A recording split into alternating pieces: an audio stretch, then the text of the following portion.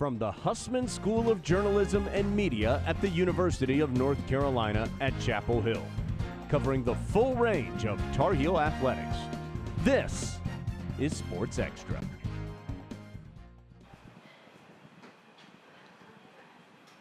Sudden victory is oh so sweet, but sudden defeat is soul crushing. Carolina experienced both this weekend. But before we get into those highs and lows, let's check to see if we have a national champion in our midst. Good morning and welcome to Sports Extra. I'm Kate McCullough. And I'm Bethany Pryor. Thanks for joining us. UNC's star women's tennis player Reese Brantmeyer battled her way through the rounds to make it to Sunday's national individual title match, hoping she brings the top prize home to Chapel Hill.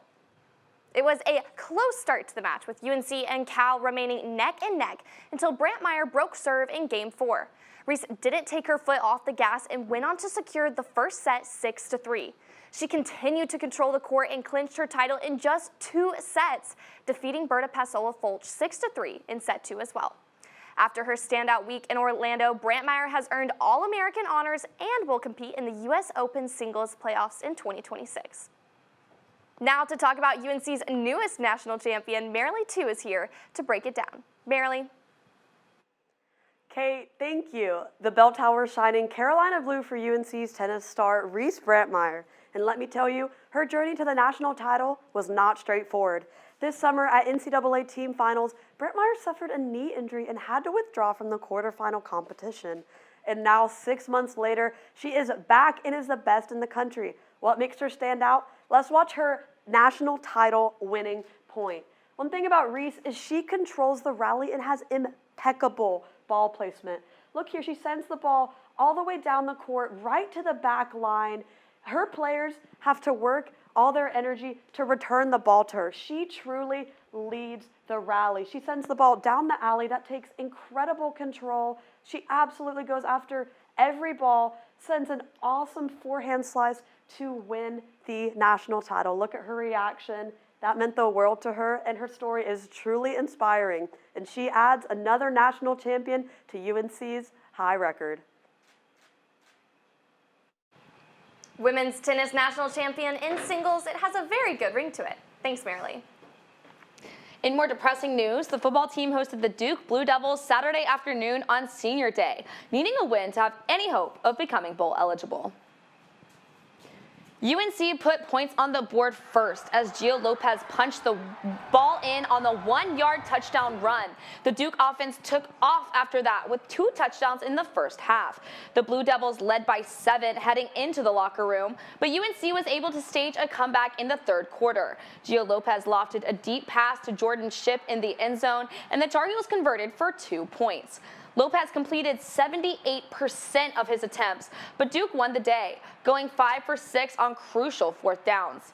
In the fourth, the Blue Devil offense capitalized on a fake field goal that put the ball on Carolina's 1-yard line. The Devils punched it in from there to seal the victory 32-25. Yeah, for space to the game, you got to finish strong because we got a good group. Out of our guys, we playing hard, but we got to go a little harder. The Heels had a chance to get the win, so let's go to Alden Archdeacon with Alden's All-Stars to break down what kept that from happening. Alden. Yeah, thanks, Bethany. Look, the Heels gave it their all. I got to feel bad for their seniors. They left it all out the field. It wasn't enough. They couldn't overcome the miscues and the penalties. But let's break it down. Let's start with the All-Stars. Jordan Shippey's been good for us all year long. 8 receptions this game, 1 touchdown. Good stuff out of him. The real All-Star, though, was Duke's tight end, Hasley. Here he is. If you look here, he's behind the left tackle. What's going to happen here is they just love throwing the flat to him. So he's just going to come right out here, and they're going to send this guy in motion, and then their entire offensive line is going to pull left, so their entire leverage is going left. So you'll see it's going to get the UNC defense to think the play is going left. Mensah, the Duke quarterback, kind of looks that way, fakes it, and just throws it off into the flat. Super like Duncan deep dink throw, not hard, and gets like 10 yards out of it. They did that all the time over us, different versions of it to fake us out, and we could not stop it. Moving on to sacks. Our defensive line, we've been good all year long, and today, on Saturday, we just did not come to play. We only had 1 sack. They ran it all over us, and they got the ball out quick, so we did not get pressure. Next up, 4th down. Bethany, you mentioned it, 5 for 6, way too efficient for Duke if UNC wanted to win that game.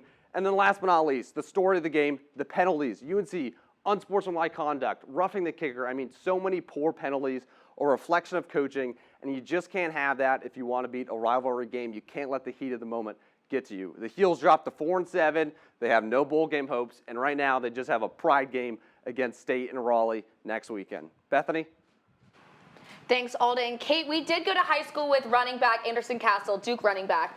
He's pretty big Carolina fan, don't you think? I think he's a very big Carolina fan, Bethany. Yeah, I saw him this summer at a baseball game wearing Carolina blue, and you know what that means. It means that even Duke athletes know that the better blue is Carolina blue. That's right, Kate, but there's a lot going on in intramural games too. Football has an intramural flag team, and it's more than just a game. It's a chance for students to come together, compete, and build community on campus. Reporter Emmy Ingalls shares with us how one team found friendship, fun, and a little rivalry out on the field.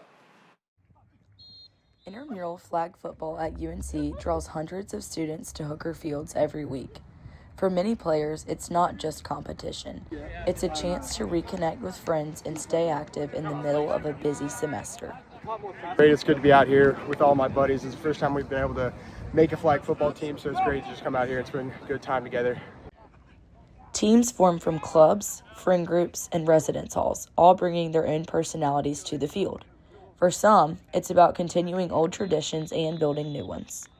Part of this team, it's part of a winning culture. I'll hang out with my friends, keeps me moving too. And beyond the competition, intramurals give students a break from the typical school schedule and serve as a reminder of what made sports fun in the first place. Playing intramural sports gives me something to do out of the classroom with my best buddies. It makes me feel like I'm back in high school again.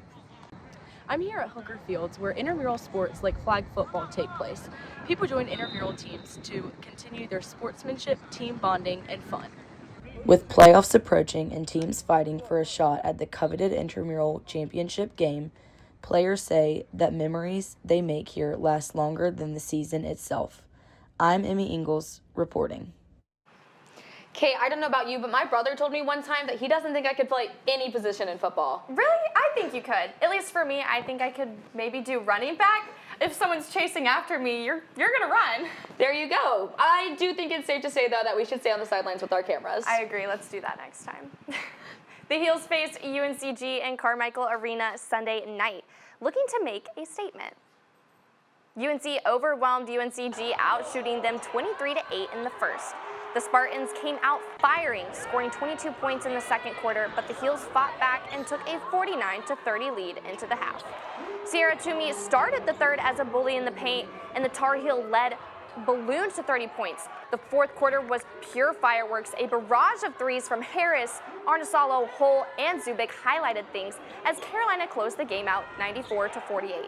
Toomey led the way with 19 points on 9 of 12, shooting with 7 boards.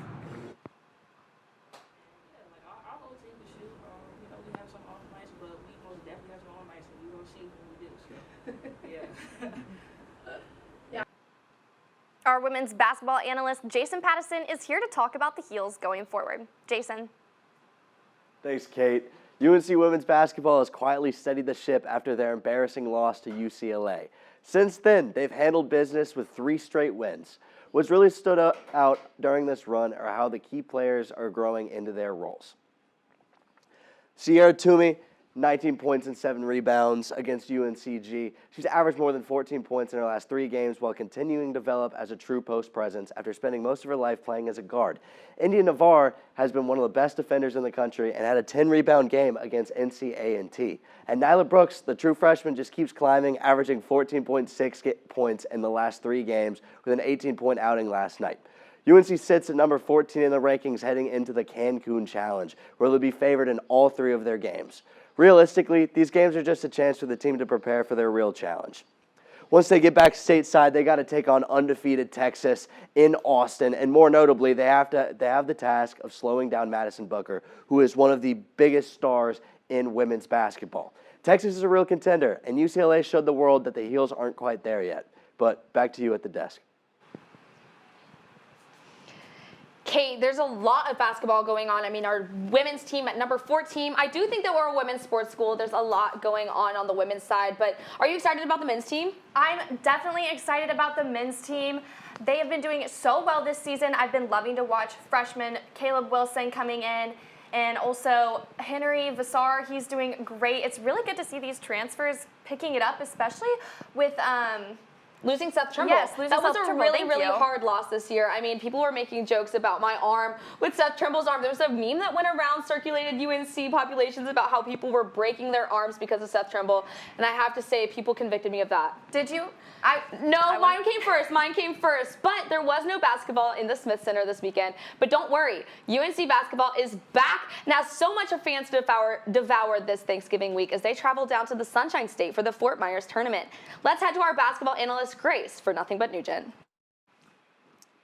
Thanks, Bethany. Basketball enthusiast Nick Stee joins me. Nick, let's first take a look at these Tar Heels. They've started slowly the past 2 games and then had a players-only meeting after Navy where they came together and said they had room to grow. The numbers show that too. Right behind me, we have the KenPom efficiency rankings, which is just saying how efficient they are compared to other teams. UNC is sitting at 35 for the offense and 24 for the defense. Nick, what have you seen?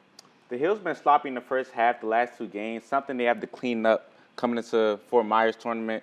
We got St. Bonaventure, Michigan State. And St. Bonaventure, they started off 5-0 in the season, led by point guard Daryl Simmons II, who's averaging 19 points in the season. But the matchup everybody's looking forward to, Michigan State on Thanksgiving. Nick, you said it. The Tom Izzo-led Spartans are number 18th in overall efficiency, but the big one is they're number 9th in defensive efficiency. They have huge wins over Arkansas and Kentucky, and a big part of that are the 2 guys right behind us. Jackson Kohler, who is a self-proclaimed plays every minute with a psycho mentality, and then Jeremy Fears Jr., the redshirt sophomore, leads the country in assists with 52. Something that's going to be really important in this game is production off the bench. Now, the Heels had 8 points against Navy off the bench, and Michigan State, they have a lot of depth. Childhood friend of mine, Cam Moore, had 18 points and 10 rebounds in a huge win against Arkansas. And this matchup might not just come down to the star players, but production from key role players. You said it, Nick. It's going to be about the bench, but we can't forget about the stars, and the biggest one for UNC is Caleb Wilson. He ranks nationally in a plethora of statistical categories, and is Chapel Hill's resident Sir Dunks-a-Lot with the most slams in the country. There's absolutely nothing better than Thanksgiving, maybe a little bit of football, and a ton of basketball. Bethany? Thanks, Grace. I think that pumpkin pie while watching the Michigan State game will be a delicious post-Thanksgiving dinner treat. Now, after beating number 3 Tennessee in Knoxville in the first round, the women's soccer team faced another huge test on Friday night, traveling to take on the 6th-ranked Texas Tech. After a lot of tough defense and a scoreless first half, the Heels were first on the board when Linda Olmark received a pass from Bella Devi and sent a deep shot past the Red Raiders goalkeeper. Texas Tech answered minutes later to even the score. The Heels had a few more looks toward the end of the second half, but the strong defensive response forced the game into overtime.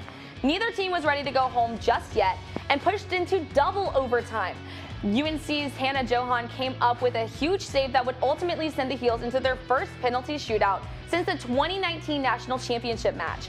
Johan started off strong with the first save, and Olivia Thomas scored the deciding goal, winning the shootout 4-3 for Carolina and sending the Heels to round 3. Some fall sports seasons are no more, but women's soccer is still alive and well. Now let's see what our analyst Molly Malik has to say. Molly?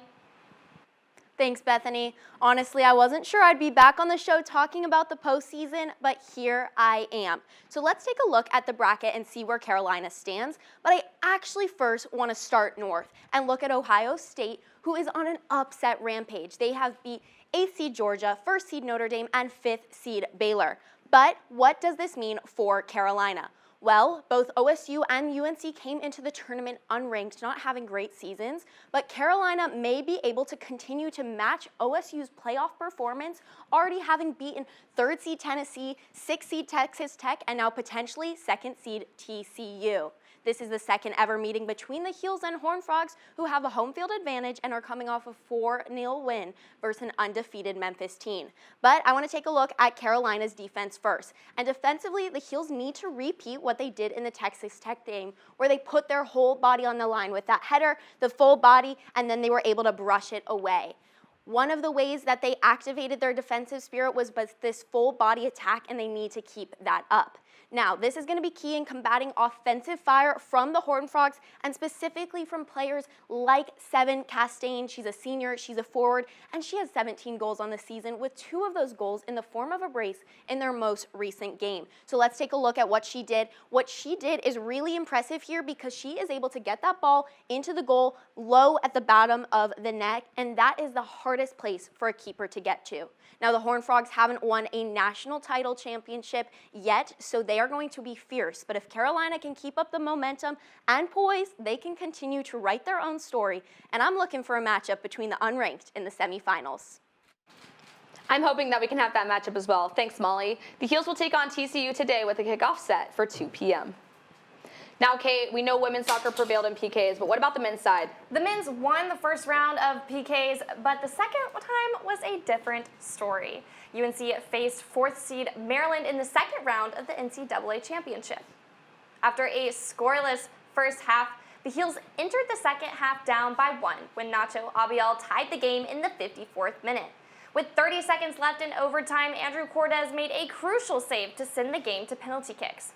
With 3 penalty kicks made each, Maryland had one last chance to move on to the next round. Lauren Mack found the back of the net, ending UNC's season in heartbreaking fashion. And after a tough night in College Park, we have more about how this one unfolded. Here's Ellie Bowman with more. Ellie? A tough finish for North Carolina, but the way this team competed really stood out. Their postseason has been defined by fight. Just last week, they went overtime and penalties against North Florida, gutting out a win to stay alive, and the battle to the end mentality showed up again last night. And you could see it in the second during the equalizer, where Nacho Abiel bounced back, and I'll show you here what happened. We're going to see it. Berto Rygar Hinson is going to find Gabrielle Brockensera right here at the top of the box, who's going to read the play perfectly and feed it to Abiel. It's kind of a triangular play, which really shows the depth of our offense and how we're able to get past the tough Maryland D. They're going to feed it. Abiel's going to get a quick 1-2 punch and hit it right into the back of the net, right past his defenders. Now this is a closer look from Brockensera to Abiel, just showing how much of a fight they put up against Maryland. Now this was our only goal in the game until it ended in PKs, but it was a calm finish and a huge moment, and it gave Carolina all the momentum the rest of the game. Now, these are some key players we had on the team who were great. We had Abiel, who had 7 goals, 9 assists, and 23 points during the game. Andrew Cordes, 20 starts. He played a total of 1,840 minutes. And Luca Nicolioli, who was a great NCAA top player for the team. Now, there's other guys who are on our team who were great, such as Gabrielle Brockensera, that we can't forget. Although the game didn't end in a win, there was tons of things to be proud of this season, and we can be proud of them cheering from the side. Back to you.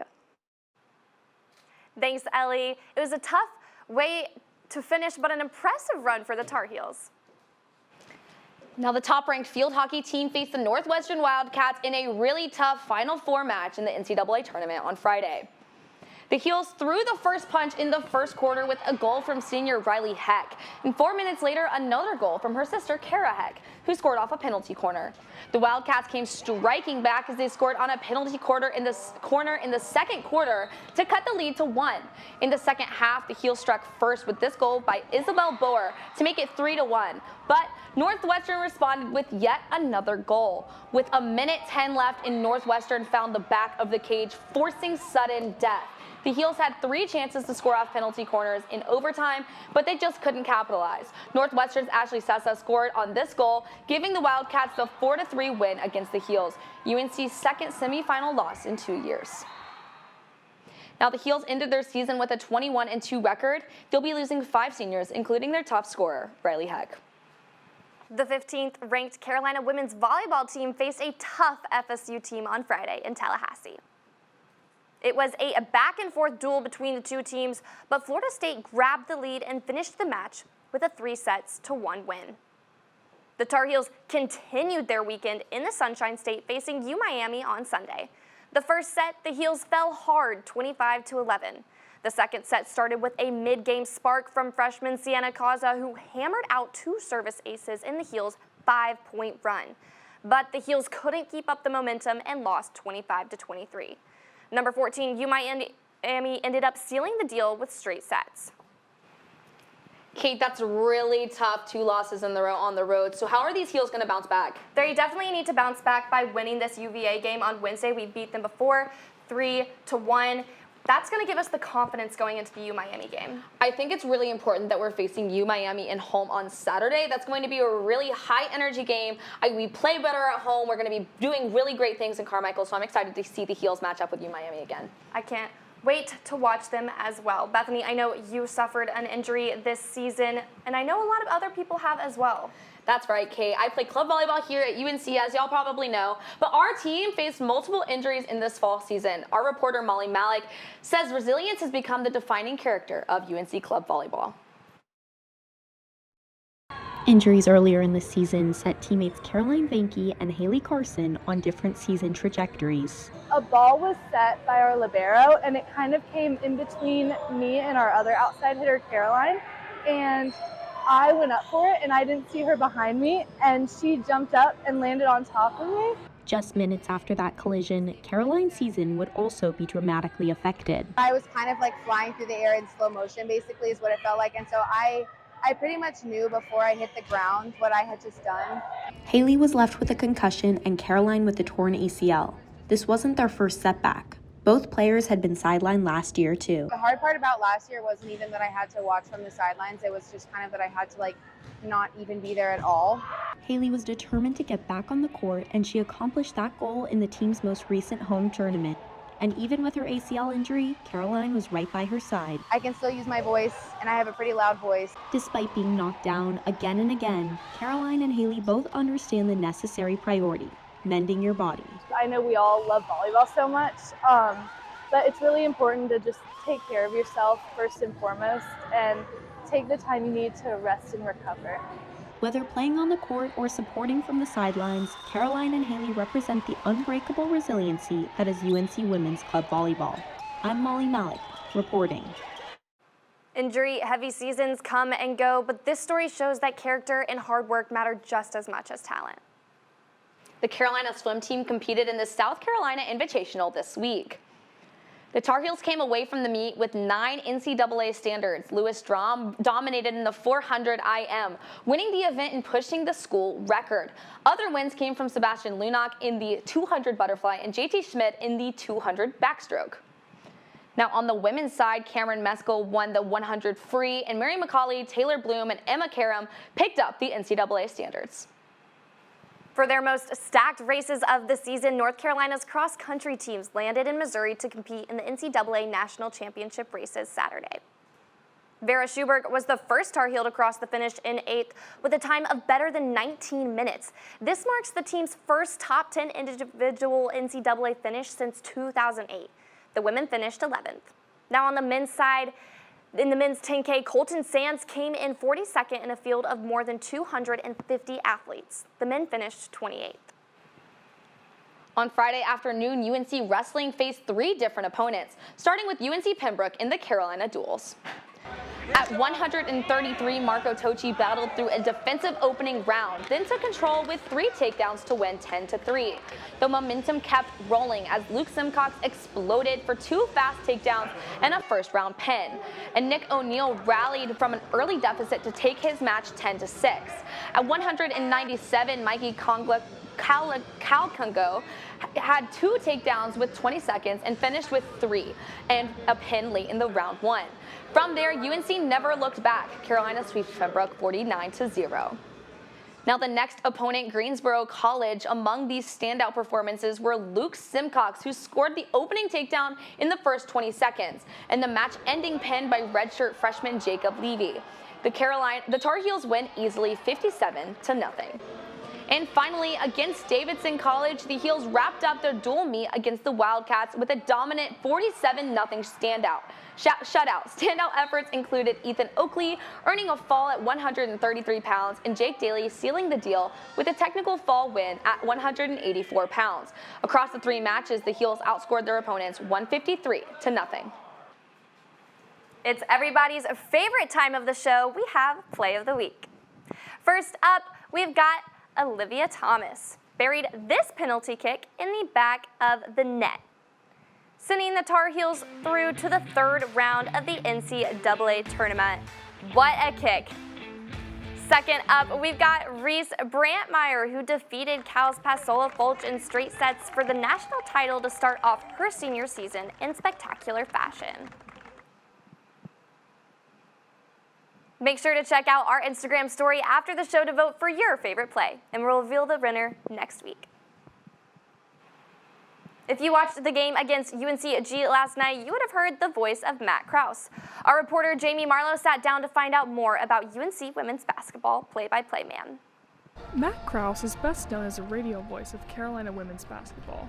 He knew from an early age that he wanted to pursue sports broadcasting as a career. You always have people that are watching out there in the world that care about the sport at a very high level. Krause also calls other UNC sports on TV for ACC Network Xtra and produces ACCN and ESPN broadcasts. He initially thought he wanted to work in the professional baseball world, but after working a few years in the minor leagues, he realized that he enjoyed college work more. Student athletes and coaches and the fan base all share this intimate connection that the name on the front of the jersey means something. People have lifelong generational connections through college sports, and I love the aspect of being able to cover so many different teams across different sports. From top 10 women's basketball victories in Carmichael to NCAA Elite 8 and College Cup matches in field hockey and soccer to Carolina baseball's ACC championship win last year, Krause has called some of Carolina's biggest events. It's all made possible by the efforts of the athletes and coaches that I get to cover. I'm just there with a great front row seat. Calling a game is harder than most fans realize. All in real time, Krause juggles talking to producers, listening to analysts, and planning what to say next. For every hour on air, he spends about 4 hours preparing. Much like the athletes with practice, preparation is so important. You cannot just grab a roster, show up, and go. Krause describes calling games as exhilarating and fun while also being calming because once the game starts, the preparation process is over. Whatever game I'm doing that particular day, that is the most important sporting event in the world to me that given day. This is genuinely something that I enjoy. It is my passion and hobby, and it just so happens that I can get paid for it. I'm Jamie Marlowe reporting. Kate, I don't know about you, but I heard that Matt Krause is teaching a play-by-play course this spring at the Husband School. He is, and he should be looking out for an email from me to get a permission number soon. Yeah, I really hope that you can get into that class. I'm sure it's going to be awesome to hear from one of the best in the business. It definitely will. That does it for this edition of Sports Extra. We'll be back on Friday, or a week from today, with all the highlights from another exciting weekend of Carolina athletics. Have a great Thanksgiving.